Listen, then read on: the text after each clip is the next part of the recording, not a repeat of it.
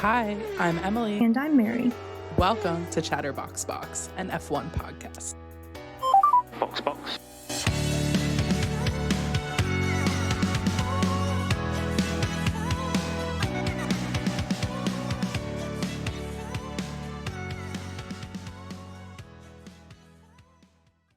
Hi, everyone. Welcome back to another episode of Chatterbox Box, where Emily and I chat and giggle about F1. We are recording on the same day because we talked and giggled a little bit too much about recent news during episode 18, and we did promise you guys that we would talk about Redeemed as part of the last book in the Dirty Air series. And honestly, I think it is living up to the hype. We've delayed it long enough, we've teased it for way too long, and I am ready to talk about it. How are you feeling about it, Emily? I am so excited to talk about this book. I definitely put it off. I accept responsibility for how long that we've had to delay this book because we were supposed to read it like a month ago and I didn't finish it in time. And then we pushed it back. And then we giggled way too much in episode 18. And so now we had to push it back again. So, yes, if our clothes look familiar, this is the same day as episode 18, as Mary said. And we are so happy to talk about the book. I actually, in true Emily fashion, started the book yesterday and finished the book yesterday. I read it in one sitting. That's typically how I read books. But for the previous 3 rereads of the Dirty Air series, I was struggling to read them in one sitting and I did not enjoy them. I loved this book. I actually think I would read it a third time. A third time. You know what? I will admit that I might also reread this for a third time. I think I rated this as a 3 the last time I read it, but I am bumping this up to a whole 4 because I am Wow. still thinking about this, not because, we were obligated and like we had to talk about it for the podcast, but I genuinely found myself thinking about Santiago and Chloe just Mhm. on randomly while I'm like cooking dinner. I'm like, oh, that one time where Casanti was cooking Chloe dinner? I am still in that world and I am like still immersed, which is a really good sign. I read it, I think, in 3 days, which is, a little bit quicker than what I typically do. I average about a book a week. And I could not put that book down, but I had to because I was tired. So same sentiment as Emily. This book was so good.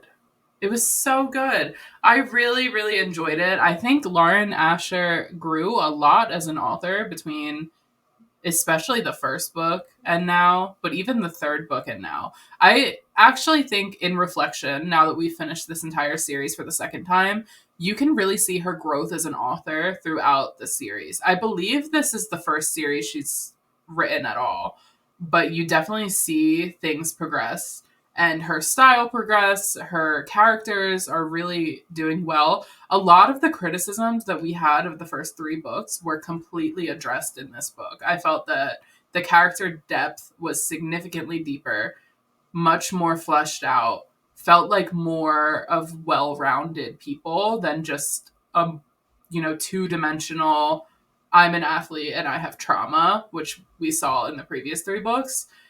And the plot felt more fleshed out. I felt the dialogue was better. I was like giggling and kicking my feet as if I hadn't read this book before.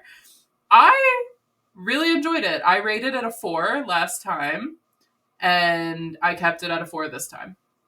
All of the other books, I dropped down at least 1, maybe 2 stars in the reread. This one stayed the same.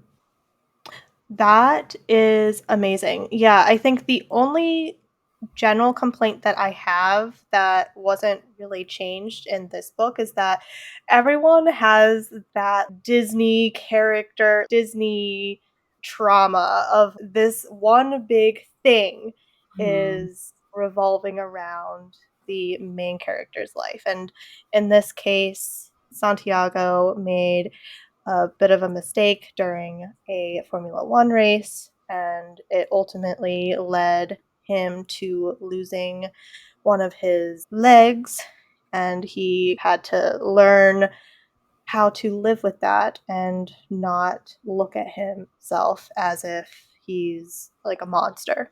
Yeah, and then Chloe had some pretty severe childhood trauma growing up with Mm-hmm. a mom who was emotionally and physically neglectful, and growing up with a mom who had substance use issues. The book starts out with Chloe having her mom come into her apartment and steal money from her and physically assault her. So Chloe has a lot of trauma as well. So she does follow this typical, like you said, this almost Disney esque thing of every character has to have this significant trauma. But there was something about the way she wrote it in this book that felt less flat to me. It felt more appropriately woven into their personality and the way that they were acting, where it didn't just feel like this one off thing that popped up every once in a while as an excuse for bad behavior. It felt, I don't know, it just felt more fleshed out to me, and I didn't feel as critical of it. I feel the same way. It almost felt as if she was writing from her experience and her perspective. It almost felt so relatable and realistic. I definitely didn't think about it too hard, but I guess before we actually jump into any additional discussion about the book, I do have a synopsis. I was, again, a little bit too lazy to write my own, and I giggled at the actual synopsis that was written for the book. So I figured we can giggle again together. So, Santiago Alator. One mistake destroys my career. I go from most eligible bachelor to monster, hiding from the world. At least until Chloe breaks into my home. Ooh. My new fake girlfriend is a temporary fix to my biggest problem. But as our game changes, so do my feelings. There's only one issue stopping me from claiming her. Me. Chloe. It all started with a birthday wish, some vodka, and an ancestry kit. That's how I ended up in Italy, finding my long lost father. But one decision lands me a fake boyfriend I do not want. The more we pretend, the easier our ruse becomes. I told myself not to fall in love with a liar like Santiago. I should have listened. I do think our girl Lauren has to work on her synopsis because every time it's just a little cringe. Just a little Just a cringe. little bit. And there is something that all of her main girl characters have in common. They always have a little bit of, I'm not like other girls to them. Just a little bit. I think it felt more authentic and bearable with Chloe than it did with Sophie, for example. But Yes. it is always a little bit woven into her characters that there is always a little bit of a grumpy sunshine dynamic where the girl is the sunshine and she's like this, oh, I'm so quirky and unique. Yes, but I really enjoyed that as part of Chloe's character. Like, it didn't seem so in your face. Like, it wasn't like, oh, I am sunshine and you are clouds. I am here to brighten up your day because I am quirky and different. It was more like, I don't know, like, it almost reminds me of Amanda Bynes' characters, like, all of the characters that Mm, she plays in movies. It's a little bit quirky, but not annoying. It almost seems endearing. I'm thinking She's the Man, where she just wants to play soccer, and I don't know. I don't know where I'm trying to go from here, but yeah, it was a little bit more relatable and tolerable. yes, I think her first books in this series, definitely the first two, felt almost like a Wattpad. They felt very fan fiction-y, very much just like I am going to almost robotically just follow this trope, and it was not fleshed out. So this definitely had some tropes in it. It had some grumpy sunshine going on. It also had my personal favorite romance trope, fake dating. And it had, I don't know what the name for this is, but like the trope where someone is famous and the other person just doesn't know them at all, which I also love. I love that too. Yeah, I think that was like the first moment where I actually started giggling because Santiago was like, "Oh my god, she's going to recognize me. Like, why is this girl sneaking into my home? What kind of paparazzo situation is this?" Mhm. And I think at that time she was literally just she confused her long lost dad's home with Santi's, Mhm. so it was literally like, "I don't know who you are. I'm just here to look for someone, and I don't care who you are. Like, just leave me alone." Yes. Yes. So basically, the whole premise of the beginning of the book is Santi has moved to an isolated area in Italy near Lake Como. He's living in this Beauty and the Beast style mansion that is like not being taken care of, like overgrown Yes. weeds and stuff all over the yard. But the way the property is split up, it's like you go down this road, and then to one end is this giant, like, gothic mansion, and then on the other end is like more of a normal house, and that's where Chloe's supposed dad lives. So the whole reason Chloe is even in Italy in the first place, Chloe's American, she's from New York City, has this really rough relationship with her mom, has never met her dad. She takes an ancestry test and finds out that her dad lives in Italy in the same town that Santi lives in. However, this I think is done so well in this book because I've read plenty of books where the male main character is like this famous person and the girl's, I don't even know who you are. But it's unrealistic because they're like the president's child or they're like a Harry Styles level pop star. And there's no way.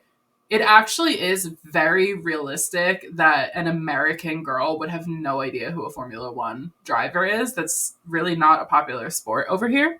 So that was so realistic, actually, that she would be like, I don't know who this person is. So she comes barging onto this property, trying to meet her dad, and chickens out, and ends up getting caught by Santi. Santi thinks that she is there as a paparazzi to spy on him and take pictures because he has been living this entirely reclusive life since his injury took him away from Formula One. So he's reacting angrily. He's like, who is this? And she's like, why is he so mad? Why does he have people breaking into his property? I'm so confused.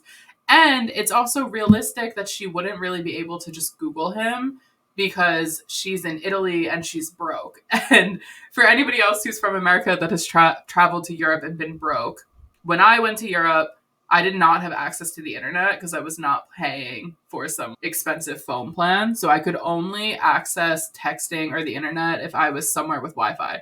So that actually was reasonable. There are other books I've read where the girl runs into this celebrity and doesn't even try to Google them, doesn't even try to look up like famous people who live in blah, blah, blah. It makes sense that she wouldn't be able to just Google that. The other reason why she's not able to do that is because she drops her phone at his house. So she's kind of completely just like in the dark, and she stays in the dark for a decent amount of time, which I was fascinated by. I think it was done so well. It was actually believable. It actually felt realistic despite being this like outlandish rom-com plot Mhm. line. You were like, wait, okay, it actually makes sense that she would run into this man. He's a celebrity, he's famous, but she has no idea who he is.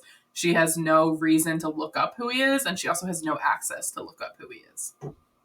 Yeah, exactly. I think I agree with you. That meet cute was done so well because there was no way for my logical side to be like, oh, why didn't she just Google? Overall, just worked out so well because he ends up taking her phone as she runs away or walks away from the property. She doesn't realize that she's lost her phone until a while later, and she's trying to get a hold of her best friend Brooke and also trying to get a hold of her phone and figuring out where she must have lost it. I think it was very clear that she lost it at Santi's house. Mm-hmm. But now she's okay, so I have to sneak back onto his property to get my phone, and I need to figure this out with as cost efficient as possible. Also, while telling Brooke, my best friend that is still in New York, that hey, I lost my phone and I'm going to get it back. Yes, I loved the whole scene where she ends up having to break in to his house. It was so funny. So she goes back to his house. She breaks in to try to get her phone back. Okay, we're just just cut that out. Just cut that out. I don't know what just happened there. Okay. Yeah, I love the whole scene when she broke into his house. She did try to call him from a restaurant. She called her own phone. He answered. He was being kind of rude. She hung up. So she ended up deciding to just come to his house and break in. And it was so funny because once she breaks in, she's covered in mud. And she comes in, and who is there? Santi's sister Maya and her husband Noah Slade, the other famous Formula One driver. Again, Chloe is unfazed. She's like, I don't know who these people are. Would have no reason to know who they are. She's just there. She's covered in dirt. And what does Santi say when they all run into Maya? She's like, who is this? And Santi's like, this is my My girlfriend. girlfriend. The thing is, it actually made sense that he would say that because he doesn't want to look bad that he stole some girl's phone and is like holding it hostage, and he doesn't want to out her as like a burglar. He and we know Maya from other books like tear him apart for all of this. So it makes complete sense that he would make that up.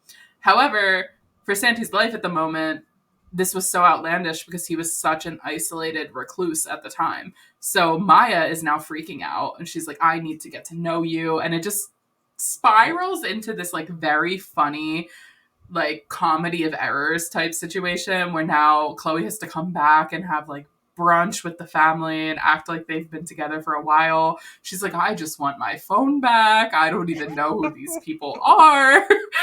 And she is so confused, so annoyed, and it is just like genuinely so funny reading this book, flipping through the pages. It felt like watching a rom-com. I genuinely was giggling. Yes, and it was so funny to me. Chloe was just on top of her game. She barely blinked an eye when Santi was like, "Oh yeah, that's my girlfriend." She was like, "Oh yes, that is me, girlfriend. I was Yes. picking flowers. Hello, here." Yes. And Yes. it was just like this whole kind of situation that was funny because it almost felt like you were in on this inside joke. Yeah. And I love Maya and I love Noah, even though it wasn't my favorite book out of the whole series. It's just because Noah is Noah, and we all know Yeah. who Noah was written after. But I really liked how the recurring characters from this entire world came to be in this book. I really hated when Sophie was around from Maya's book, from her own book, and then I think from Jax's book. I was like, Hmm. please don't let Sophie be in this book because that would just ruin it. Maya and Noah's whole personality and the reason why they're here is because they're genuinely concerned about Santi's well-being. They're also going through some personal issues of trying to conceive and have another child. So there's stress upon stress of, is my brother going to be okay? And if my brother is okay, is it okay to leave my son, Marco, with him so that we Hmm. can try and figure out the next steps? One, so we can grieve of the loss of their child, their second child, and two, just get together, put their brains together, and say, okay, what do we need to do to be able to get a child? Which it's all realistic and Hmm. it was all centered around Santi's well being. Like it seemed very realistic that a sister would come check up on him. It seems very realistic that the brother in law, who was also a very close friend, would come and check up on Santi to be Hmm. like, hey, bro, are you good? Please consider being in F1 again. I've done like all of these things, I've experimented, blah, blah, blah. And I want you to just consider it. These are things that people do when they love you and care for you. Yeah, I think honestly so much of this book was really realistic. I think she fleshed out Santi and Chloe's traumas really well, and you see them woven throughout the book and how they really impacted both of these characters' views of the world and views of themselves and views of their relationships with other people.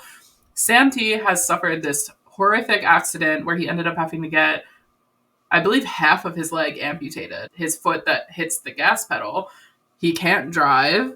He is feeling very inadequate, like he can't do what he used to do. And he's also feeling very insecure. He's not dating. He is way too scared for people to see his leg. And so he has not dated at all since this happened. I think he talks about having one hookup and he just felt horrible about it because he just felt embarrassed. It felt like the girl was pitying him. And then he just really isolated himself after that. And so, stuff that I felt was so realistic was being in Santi's point of view and seeing how much he was beating himself up about finally having feelings for someone again. And the fear of, oh, I don't want her to know. Oh my gosh, like, what is she going to think when she finds out? When she does find out, he is feeling really worried that it's going to change her opinion of him. I thought the whole scene where he initially invites her to go swimming with him and his nephew Marco, and then he fakes that Marco is sick because he's like, oh my gosh, wait, that means she's going to have to see me in a bathing suit. She's going to see my leg. I don't want her to see that. And so he fakes being sick. Chloe shows up with food, soup, medicine for Marco and sees them and realizes that Santi lied. And she gets really upset. And it's just so believable. It creates so much empathy. It's creating this conflict that actually has depth to it.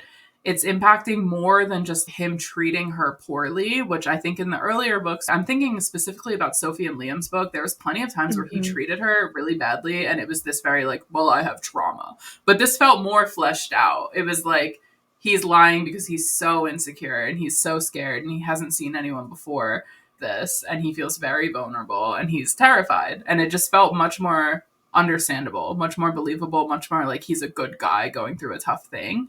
And it was easier to stomach and made him a very believable character.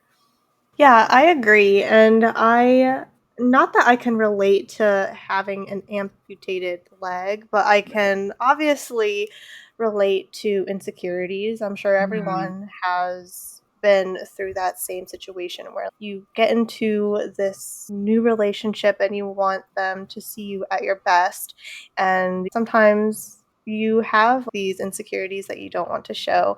And the way that Chloe handles this is so mature, I think, because, and I highlighted it, but essentially he goes in for a kiss and he, takes a step back. He's like, oh, someone like her would never like someone like me, a monster with a singular leg. But she actually goes in, takes the kiss, really puts her whole feelings into it, and she goes, next time you think I looked at you with disgust, remember that kiss. I'm not a unicorn because I'd much rather be a dragon in the story. They're much more badass, anyways. And Mm-hmm. it's a little bit more, it's a little cringy because she's like, oh, I'm special. But it's also in that moment very much needed because it really does try to comfort Santiago and puts his mind at ease that it's literally not about the leg. Yeah, she does this a few times throughout the book. There's also a scene where they're all at the park with Marco, and Santi's feeling really embarrassed because he has to sit down. Obviously, his mobility and like sitting down and standing up is a lot harder with only having one leg to go off. And so he's feeling like, oh gosh, like they ask him to sit and he's really overthinking it. He ends up just doing it. And then when they get up to leave, he's also really overthinking that. And he's like, oh my gosh, I don't want her to see this. This is so embarrassing. And she comes over to him and is like, I do not care how long it takes you to stand up. What I care is that you're getting up and you're trying. It can take you an hour, it can take you 10 minutes. I do not care. And I think he really appreciated that because he talks a lot throughout the book in his point of view about how the people in his life who knew him before the accident don't know how to act around him. They don't know if they should treat him with kid gloves. They don't know if they should push him. They really don't know what to do. And I feel like Chloe comes into his life and just accepts him as he is and is like, I don't view this as a negative trait about you. It just shows me that you're someone who can overcome a tough time and I'm willing to adapt and we can just make it work. Like, it's cool. I don't care. And I think that was very healing for him. Yes, and on top of that, like, when he was trying to sit down and get up, she wasn't laser focused on him. It Mhm. was essentially like, "Oh, he's sitting down," like, how you normally would act Mhm. when you don't think about people's shortcomings. She was just like, "Okay, yeah, he's sitting down. Let me just take a look at Marco and pay attention to Marco instead, Mhm. or look at the surroundings, like, other than Santi," and that really made him comfortable because that would allow him the time and the space to just take a breath, sit down, and do it in a way that makes him comfortable. Yeah, and I think she did it in a very sincere way. It wasn't one of those you can tell that they're intentionally trying not to look, but they're thinking about it and they're just avoiding eye contact. It was a very sincere, she just wasn't looking. She didn't care. And I think that was great. Yeah, I really like that. The other thing that I really enjoyed with this book is everyone's relationships. I think it was so real and raw. We've talked about Noah and Maya a little bit, but Chloe's best friend, Brooke, they both grew up in a foster care system. So they grew up not knowing who their parents were, or with Chloe's mom. Mhm. She wasn't always fully available and engaged to take care of her. Those two were each other's rocks, and the fact that Brooke, who probably does rely on Chloe a lot because they've grown up together, makes the push to be like, "Hey, I got the Ancestry DNA kit. Hey, I can figure out whatever it is for you to go to Italy and look for your dad. Don't worry about the rent. I got it covered. We'll just sublet it or whatever." I think that was so Mhm. cute. That love that you have for your friend turned, I would say, sister was just so sweet, and Brooke was just there the whole entire way. "Oh my god, what happened? You're like, you broke into someone's house? What? Is he Yeah. hot?" Like, very much that friend perspective of keeping it light and making sure that you're not feeling too stuck in your head. Yeah, I think their friendship reminded me a lot of our friendship because we also have a long distance friendship. And a lot of the times as we're like going about our day, like we stop and like voice memo each other. We're like, oh, I'm about to do this, like blah, blah, blah.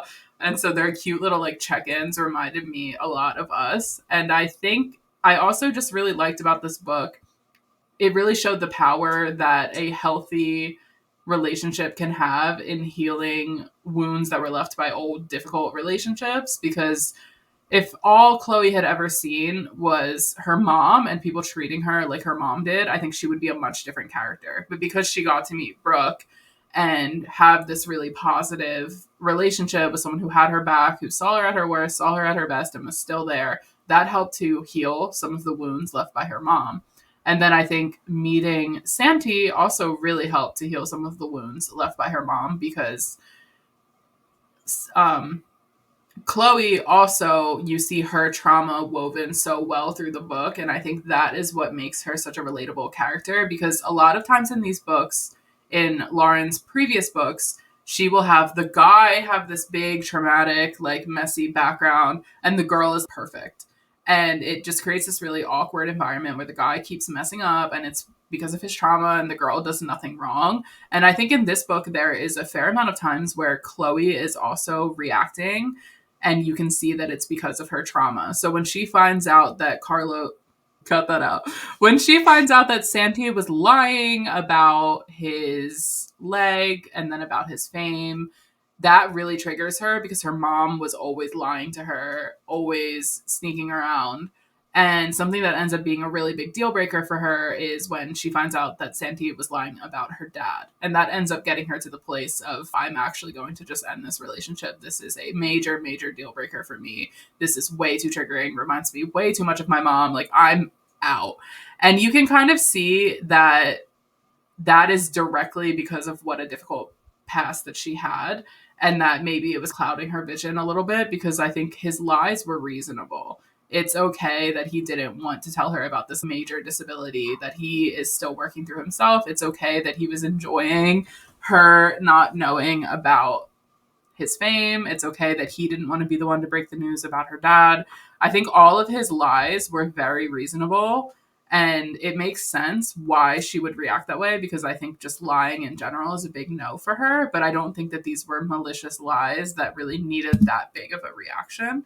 So you can see how these are two flawed people, both going through their own healing journey, coming together, helping each other to heal, but also doing their own inner work. And that was really great to see.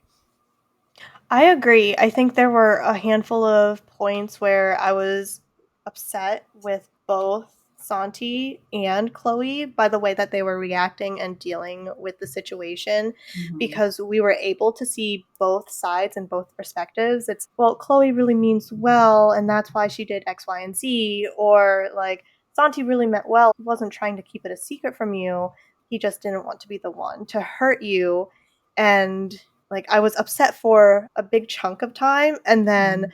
out of that maturity and out of processing the information and talking to other people through the situation, they all came to the conclusion that was like, oh, maybe I did overreact a little because of Mm-hmm. my past trauma. And then I was like, oh, thank goodness. This is actually quite realistic, like where you have Yeah. a fight and you're like trying to process it and you're trying to understand both perspectives, but it's a little bit hard just because of where you came from and like how you grew up. And then just Mm-hmm. being like, okay, I get it.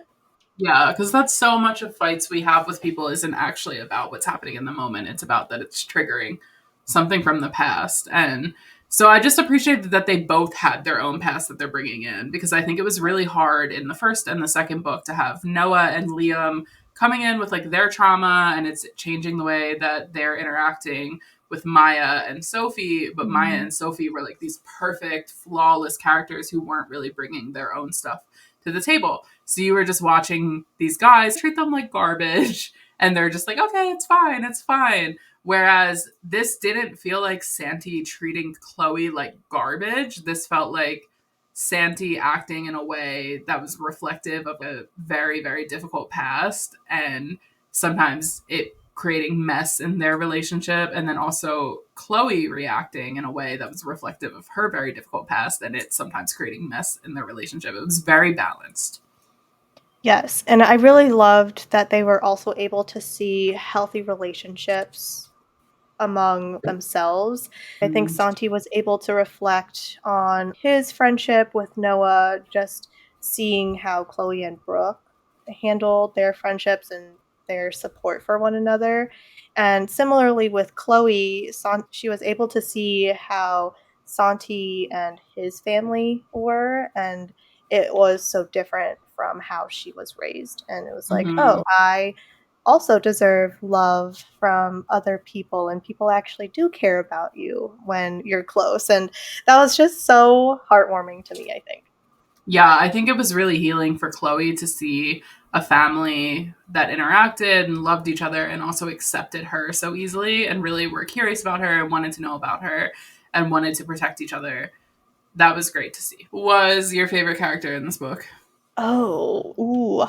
Honestly, Marco, the nephew. I Mm-hmm. highlighted so many bits and pieces. I think at one point it was said that Marco waves his spoon in the air, nearly whacking my face.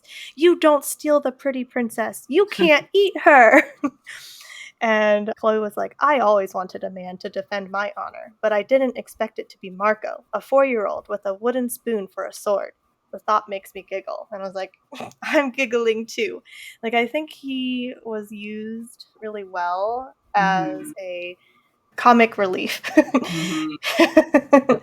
Yes. So I don't know. Like, it was just cute being able to be a part of that little baby journey. Yes, I loved Marco. I thought he was really cute.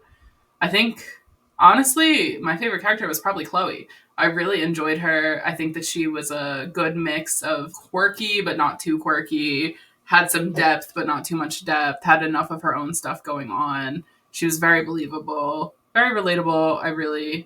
I liked her a lot. I also wanted to know what your thoughts were on the whole reveal with the dad. Hmm.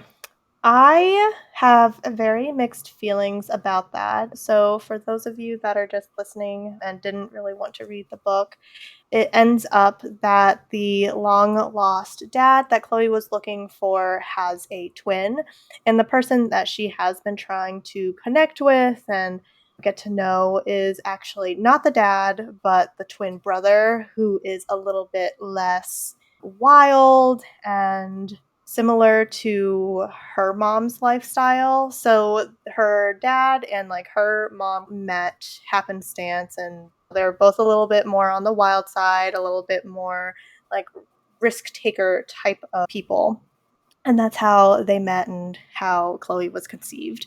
But it was interesting to see how the twin brother tried to make sense of the situation. He immediately was like, "No, no, no. I can't be your dad. I've never been out of the country." And Chloe was a little confused. She was like, "No, you were there. I know because I have your DNA."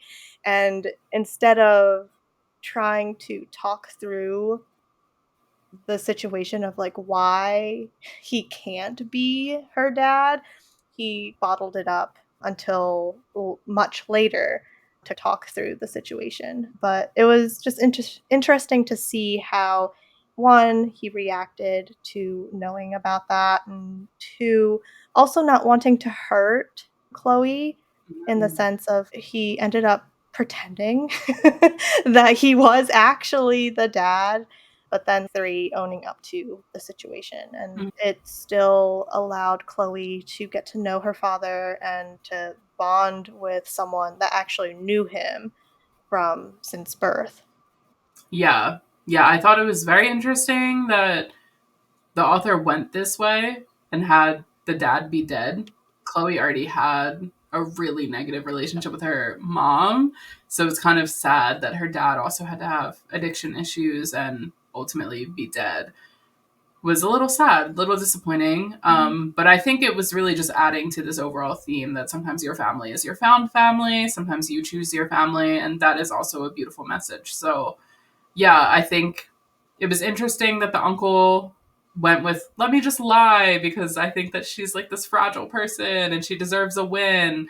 And I don't know how long he could have pulled that off for. I think it put Santi in a really bad place because he knew and he really didn't think it was his place to break the news. And Exactly. I agree with him on that. I think it was not his place, but it made Chloe very upset that he would lie about that. I'm glad that it all worked out in the end and that she was able to forgive him. And now she has this uncle figure and she has family through Santi. I think that's really great. But yeah, I don't know how I felt about that plot line. I kind of had mixed feelings. Yeah, I think it could have gone either way. It would have been Mm, really nice to have Chloe actually meet up with her dad, even if her dad had similar drug addiction issues, if he was able to overcome them or something, just she could see the difference and what a difference of support from family would provide. Because I know her dad's the uncle definitely was there to try and support his brother throughout all of the ordeals that he's experienced. yeah. Yeah. Something else I really wanted to talk about with this book is I actually think the reason I liked this book so much and why I enjoyed it. Actually think the reason why I like this book so much is the lack of Formula One in the book. I don't really know if I would consider this book an F1 romance. It's kind of more like an F1 adjacent romance because in all of the other books, they're taking place in the paddock throughout the season, going race to race. And in this one, it's really all taking place in Italy. And F1 is like very much a backstory. Towards the end of the book, we see Santi make his comeback in F1. He ends up being cleared to race even with his disability. He gets a altered car that Noah works on, and he ends up winning a championship. But this all happens in like the last 50 pages. And a majority of the book has absolutely nothing to do with Formula One. A majority of the book, Chloe doesn't even know that he's an F1 driver. They don't talk about it at all. They do have this time where they end up going to Monza and witnessing racing and stuff, but I very much felt like F1 was just a backstory.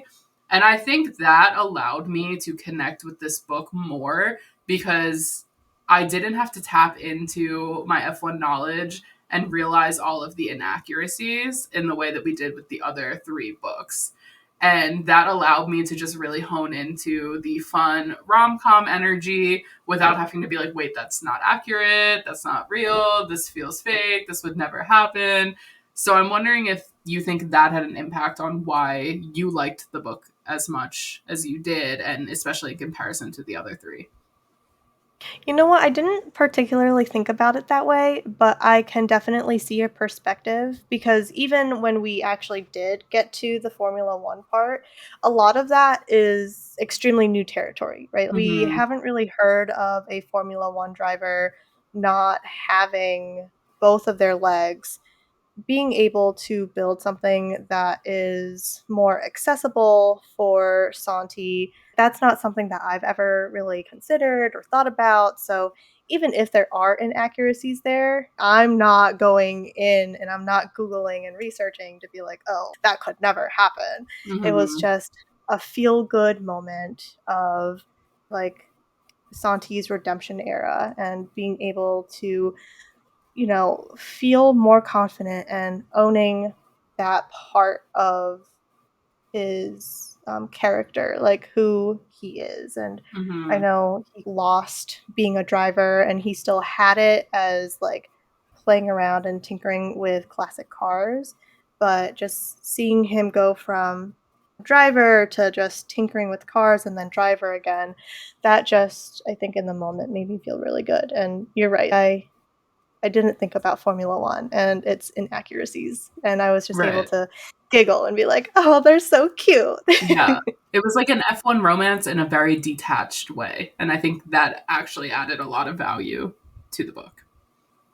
I think so. I don't imagine any of the wags would actually hang out at the paddock or like in the garage that often. So being able to see the other perspective of this is what it's like to have a Formula One driver as a significant other, but our lives do not Mm-hmm. necessarily revolve around Formula One is Yeah. really nice. Yeah, I also think that if they had chosen to do this book with Santi actively racing, no injury, just like his typical Playboy F1 self, and he is racing in, I don't know, Texas, and Chloe just so happened to be in Texas looking for her dad, and they bumped into each other at a coffee shop, and she had no idea who he was, that would Mhm. not have the same impact. That would feel Yeah, unbelievable. And it would be like, there's no way that he just so happened to bump into someone who didn't know him while he's actively doing his very famous job. So, really, yeah, the whole plot line of him being removed from Formula One, I think, is what made their romance so realistic. I agree. Yeah. Yeah. Definitely my most favorite book out of the series. Yes, I definitely actually just recommend reading this. I think you could skip all the other books and only read this one and be completely fine. I would love to know everybody's thoughts if you have read this book. I'm so happy that we got to talk about something that we enjoyed and we got to say, I liked this book, I recommend this book, my rating stands true. Definitely one of her best books overall. I have read all of her books, so this is one of her best overall. Really enjoyed it, would recommend it, even for people who don't like F1, even for people who don't like romance. I think it's just an enjoyable book. Has a lot of depth to it, but also a lot of levity. Yeah, for sure. If you guys are interested in sharing your thoughts of the whole series, or specific to Redeemed, or any other recommendations that we should read that is Formula One related, please feel free to let us know in the comments. Mm-hmm. Message us on our socials, Chatterbox Box on TikTok or Chatterbox Box F1 on Instagram and Threads. We would love to hear from you.